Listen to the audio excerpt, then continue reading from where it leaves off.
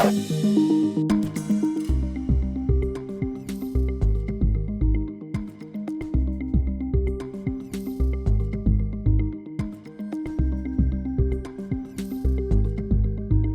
now, from the CFTK-TV studios, this is Open Connection with your host, Robert Pictou.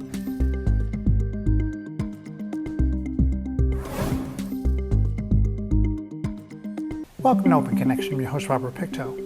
Our show today comes to you from the unceded and traditional territory of the Tsimshian people. Every 2 years, the BC community hosts either the BC Winter Games or the BC Summer Games, a multi-sport event bringing some young athletes from around the province to compete in what is often their first experience in such an event. It can also be a stepping stone to Canada Games or other regional or national competitions. On today's Open Connection, we open our archives to bring you this story from 1991.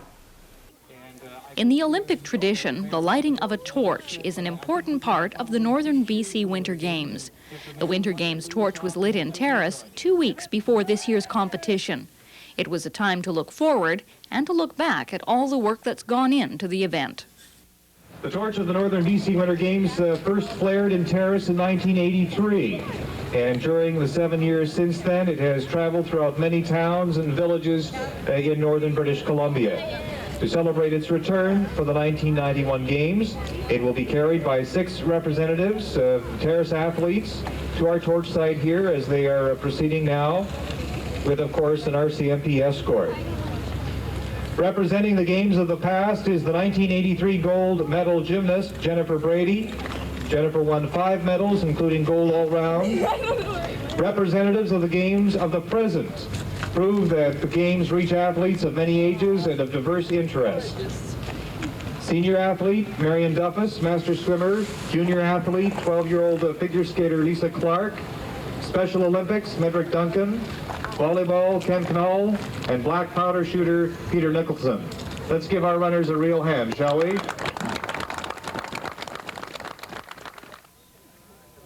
The city and school district are helping sponsor the games, and the mayor and school district vice chairman eagerly shared in the torch ceremony with the head of the games committee. Then it was time for the young figure skater to do the honors.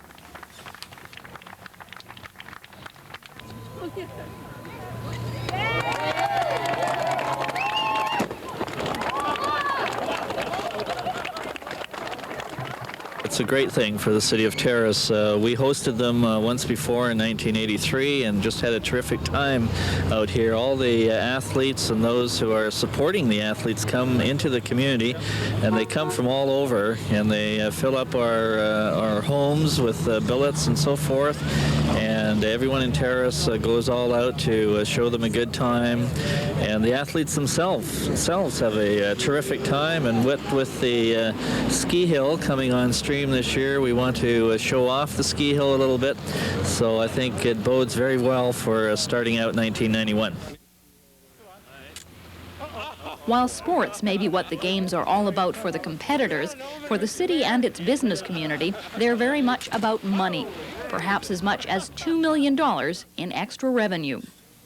Well, there are about 2,500 participants in all that will be arriving for the event, and then obviously the participants, some will be staying over with billets, and of course the billets will be spending more on groceries in the community and gas and so on. And those participants that are 19 years of age and older will be staying at local hotels and motels, and obviously they'll be buying meals and the motel hotel room, of course, and then who knows what else, entertainment and that kind of thing. So all of it kind of goes together into one large pot, and you come up with the $2 million figure. So, and that's a substantial figure really for the relatively short period of time that the games are held. So. The huge influx of participants over one weekend was felt early by the hotel industry, with those accompanying the athletes booking rooms months in advance. On the 1st to the 3rd, we're 100% occupied, and the day prior, the end of the month for January, we're also somewhat booked with people coming in and getting ready for the games.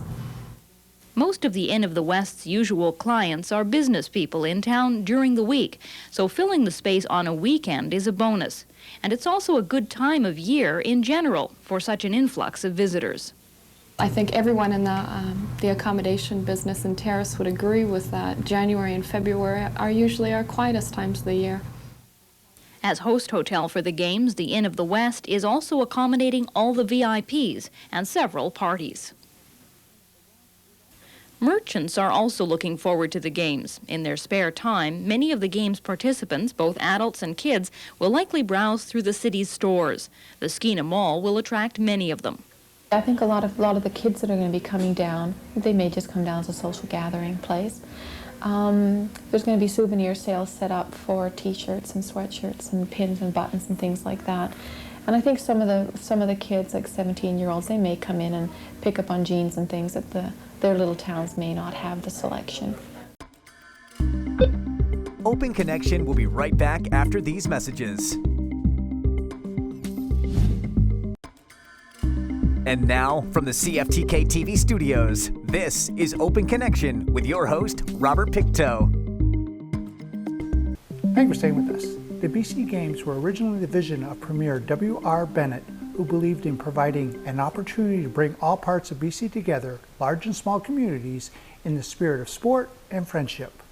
Let us return to the archives with Linda Bretfield. The mall will be used specifically for socializing one night of the games. Instead of the rumbling of shopping carts, it will be filled with the sounds of rock and roll. The night of the Saturday, the February 2nd, we're hosting a team dance for the athletes. The Kinsmen are sponsoring it, and so that we'll be working together with them. Apparently they couldn't find another facility in town. I mean, everything was booked, so the mall was approached and we said, yes, we'd love to. Putting on these games requires a lot of effort from hundreds of people and dozens of businesses, from the Skeena Mall opening its doors for a dance to the hundreds of Terrace residents opening their homes to billets. That spirit of hospitality is what makes the Northern BC Winter Games possible, and it's a spirit community leaders hope visitors will remember. That's the one thing about the Northern BC Winter Games, moving around the northern part of the province, is each community opens their doors and allows people to come in, make friendships, and Terrace has always been an integral part of the North and has always hosted many events, and this is just another step to Terrace being a hub in the Northwest and showing that the people at Terrace are open-doored all the time. Along with the hospitality, there's a new ski hill to impress visitors. For many of the competitors in the slalom and giant slalom races, and for many spectators, it will be their first look at Shames Mountain. Terrace is hoping to benefit from the winter tourism skiing generates. The city is well aware of the contribution the industry has made in Smithers over the years. It's quite lucky that we get it first year because we could have lots of extra publicity for it. There's people coming in from all over the Northwest. There's a big group coming in from Alaska, Ketchikan and Wrangell. There's a full ferry load coming in of regular skiers as well as racers to people that are going to be in the events. And we really get a chance to show our stuff and show what Shames has to offer. Of course, all the skiers racing on Shames Mountain have to get there somehow from town. And the same goes for many other venues, including competitions in 5 sports in Kitimat. Coordinating all the transportation is a big job. We have actually 3 outlets. One, we have contracted quite a bit of the busing to Far West Bus Lines in Terrace. Far West will have their buses running, and likewise we have the availability of 3 other buses within our region, and these will be utilized exclusively on the Terrace Kitimat runs. Plus, of course, we have to look after Shames Mountain and Onion Lake. Onion Lake will be doing the downhill, the cross-country skiing. Will the bus schedules change a little bit to maybe run a little more often to accommodate athletes and well, we have set our schedules up so that there'll be basically busing almost on the hour. It is geared. The busing is geared to when the venue takes place, for instance, hockey or volleyball. When it takes place in Kitimat, our busing is geared up to get the athletes down there for their particular event, and following the completion of the event, that they have to have a bus available to get them, to move them back. The logistics of this is because we have so many people, quite a few hundred people that will be moving back at any given time. So that's the criteria of how we've done this. Along with the buses to move large numbers of athletes, a system for moving smaller groups of people was needed. Pool cars will be utilized through the BC Loggers Association. Mr. Bob Middleton, who heads up the BC Loggers Association, is coordinating the pool car system. And again, pool cars will be available through the weekend, primarily to move officials, games officials, coaches, umpires, referees around from venue to venue, wherever they're required. The public transit system will also be used by games participants. Each athlete will receive a free pass for the weekend so they can get around town on their own. And then there's all the buses bringing in the athletes from across northern BC. The Winter Games Committee will look after them, too.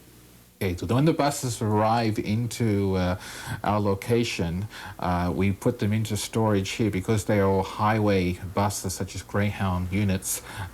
We will put the buses into either our compound Canadian Freightways, or they will go into Bandstra Transportation, somewhere where there is a secure place for them, and that's where they will stay for the duration of the games.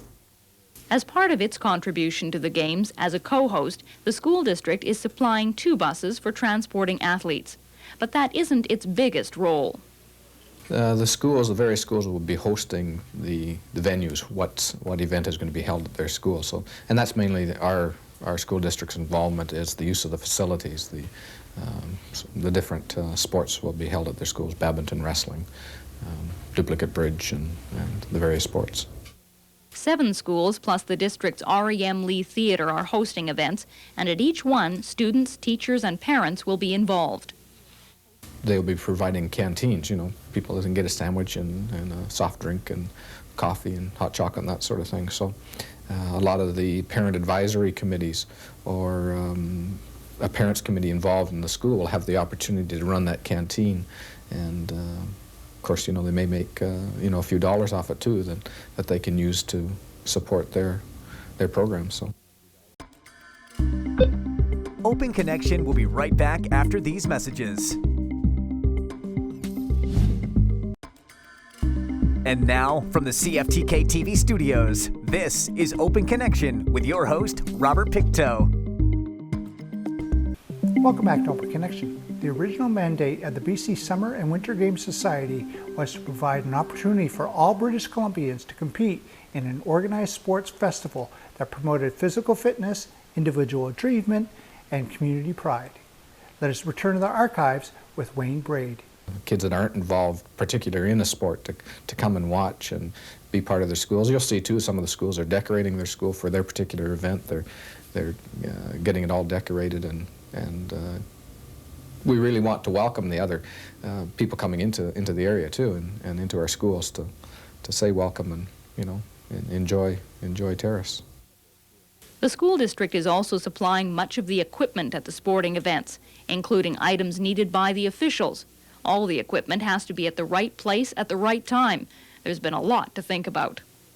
It's amazing to me, all the little things that are required, like I got a request today, as a matter of fact, we need 18 stopwatches. Well, we have to kind of coordinate that. One school doesn't have that many, but, we get to the different schools and find out what they've got and get them 18 stopwatches.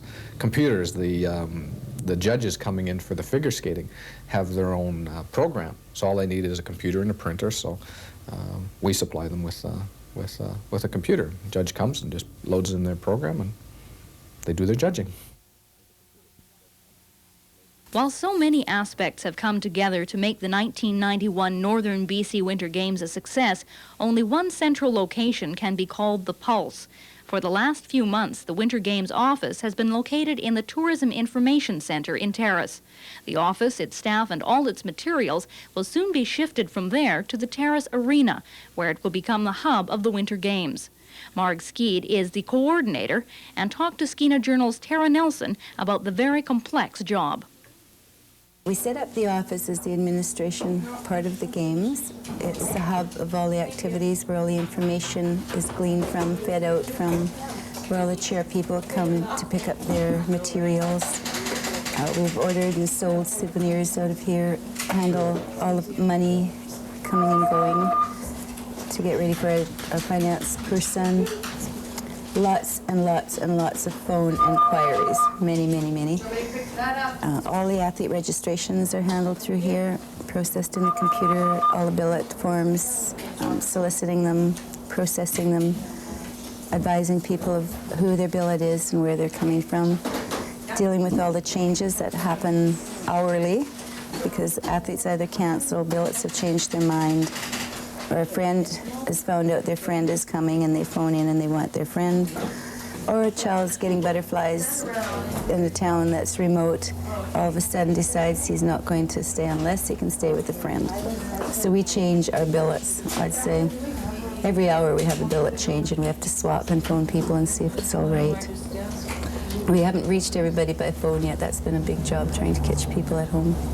How is the billet situation going? Have you been able to billet out all of the athletes that you originally intended to? Yes, yes. We've got a home for every athlete, which we all breathed a sigh of relief today as we tallied up.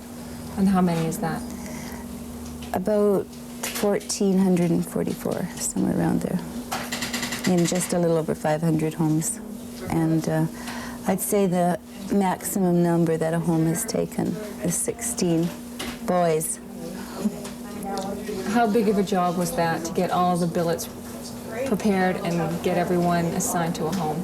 That took almost a week and a half, working on it every day, and with many people phoning. Only one person did the matching. I shouldn't say this because she'll end up with all the complaints. She used to be blonde, now she's gray. What about the registration process? How has that been going? We would have done really well, except we had a few computer problems and lost a fair bit of information, plus lost a few days' work out of it, and we've had to re-enter a lot of stuff. We're hoping we haven't missed anyone. We've tried to double-check and proofread and everything, but that is a major job, entering all the information into the computer, complicated by constant changes of athletes being replaced by alternates, or forms that are missing, information that's missing that we have to phone for, go back to the forms and fill it in. That was mega, mega hours of work. What kind of information are you looking for on the registration? What are you entering into the computer? Their name, address, region, sport, if there's a category or rating in that sport, any medical concerns, if they have a preference of staying with a friend or a specific family in the community. We've tried to really oblige the athletes with their wishes as much as possible. Do you think you've done a good job of that? Yes, we do. We'll find out on the weekend. Okay. But I have talked to a few of our billeting homes, and I'm sure the athletes are going to have a great time. Some people are putting up welcoming banners in their home and doing really special things for them. Open Connection will be right back after these messages. And now, from the CFTK-TV studios, this is Open Connection with your host, Robert Pictou.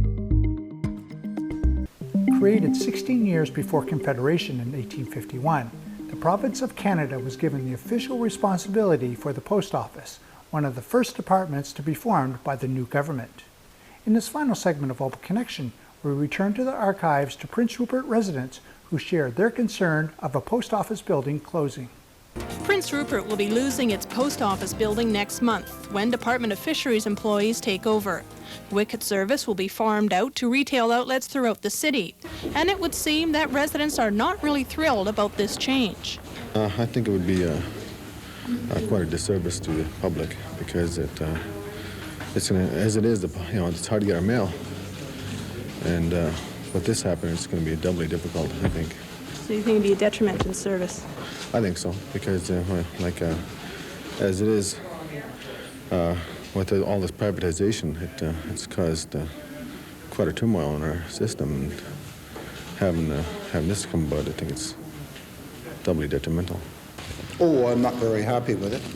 Being a stamp collector, I'm not happy at all with it, and I don't think there's any little small business that can handle the business such as this. I don't know what they would ever do with the people who have the mail picked up here, general delivery and stuff like that. I don't think there's any little outfit in town that will handle it. I think it's ridiculous, actually. Regional Representative for Canada Post, Lutz Bood, has these assurances for unhappy patrons. We are not closing down the wickets. We are revising our operation because of changes, and there will be still a commercial wicket no matter what the changes taken place. There will be wicket service available for our commercial customer, as well as the general delivery will be remaining here in our lock boxes. Okay, so you don't feel that moving to sub-retail outlets would affect the post office?